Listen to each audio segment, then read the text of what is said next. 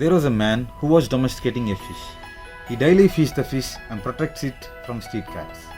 He loves the fish very much, but one day he felt very sad because the fish he is domesticating is not recognizing the love of that man. It was not responding according to his loving actions and expressions. So the man struggled to show the fish that he loves it very much. But no use, because he is a man and it is a fish. So he thought himself that if he becomes a fish, he can express his love towards the fish. He wanted to become a fish to make known his love towards to that fish. So he became the fish and expressed it by living with it in the water. A very joyful Advent season to all the faithful in the name of our Lord and God Jesus Christ. Gospel of St. Matthew, chapter 1, verses 1 to 17 says about the genealogy of Jesus Christ. The genealogy is the correct example to say that Jesus Christ is Emmanuel, the God who lives with us, the Christ for the people of Israel, who are waiting for. The genealogy is giving an assurance that God is the part of human society, the God who dwells not only in heaven, but the God who dwells in the midst of the creation, who came to redeem the people from their sin.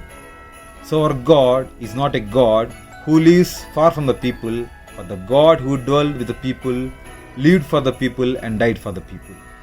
The story which we heard in the beginning may not be logically possible, but this is what the genealogy is showing to us, that God became flesh, and the one who does not have flesh took the flesh and lived with us, and he is with us.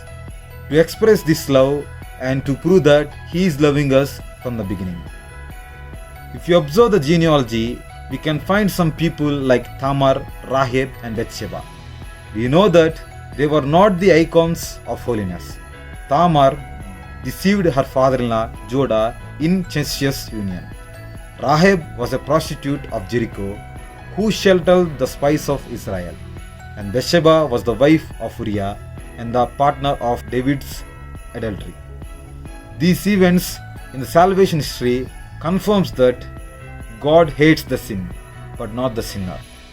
God's will is different from human will. In our lives, we are facing so many problems and asking God to remove those problems. But our prayers may not be answered. Then don't worry, because God is saying don't worry. And do not lose heartened, but saying to us that for you it may be dark, but for me it is light. So let us submit ourselves to God and wait for the will of God, like the people of Israel who were waited nearly 600 years for the Messiah. May our Lord protect you from every evil, because He became a human to understand you better. God bless you.